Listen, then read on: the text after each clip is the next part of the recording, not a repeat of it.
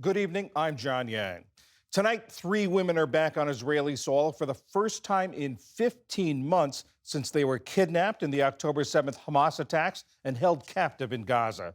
Their return follows the implementation of the long-awaited ceasefire between Hamas and Israel, pausing a war that's left Gaza devastated.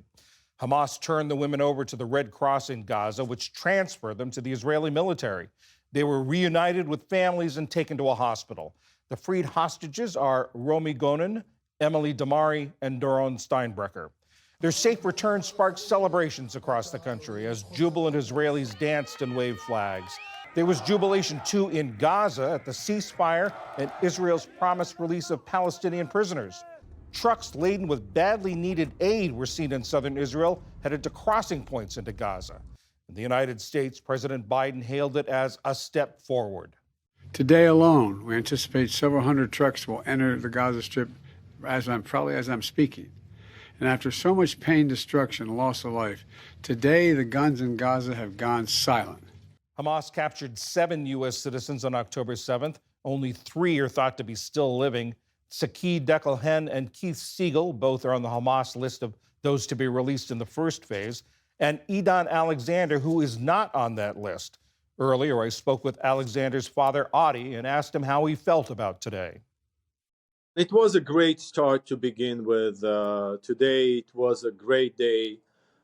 We are hopeful that Idan will be out between now and 42 days from now, although the road is still ahead of us and a lot of work to be done. As you say, it's a long road ahead. There may be some bumps on that road. Are you concerned that there may be some bumps before Idan is released? I'm sure it will be a bumpy road, but I have no doubt about the execution of the whole phases of that deal. I think it's been too long for this war to continue, and the commitment of the outgoing administration and incoming administration is ironclad strong. So we are hopeful that all the phases will be implemented. Do you think the impending return of Donald Trump to the White House may have helped get this thing over the finish line? Absolutely. The Trump effect was crucial. Using the deadline of January 20th as a deadline for the talks and for the release of the hostages was absolutely crucial as well. And the firm language from the president-elect helped as well. So we are grateful.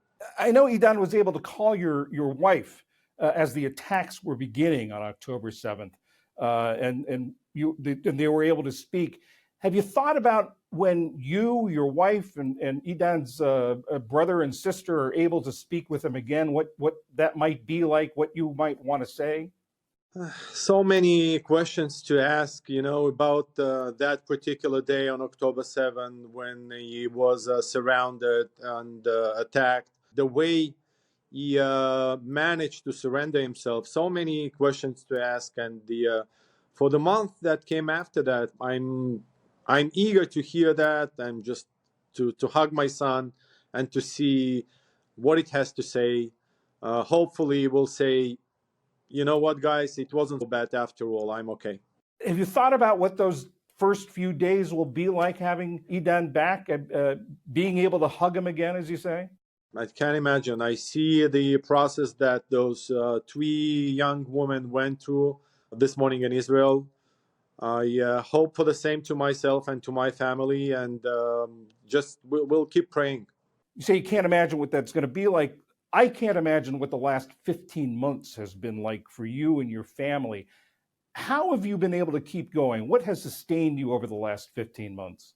You just have to go into autopilot. Every day, it's the same day, some interviews, talks, meetings, just to push forward, and keep this issue front and center for everybody and make sure that people actually do their jobs on all sides, in Israel, in Qatar, Egypt, and the U.S. government, that everybody does his job to get those people out. Do you think there's been some criticism, or there was criticism, of the prime minister for not getting this deal sooner, or not pressing for a deal sooner? Do you think this could have happened sooner if Mr. Netanyahu had pushed more?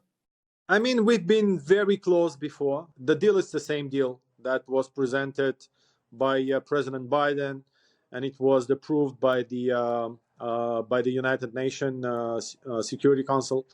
And we finally get to see the fruits of that deal after the intense diplomacy, and I'm happy that diplomacy worked this time. Adi Alexander, whose son Idan is being held in Gaza. Thank you very much for your time, and I hope you and your family and Idan are all together soon.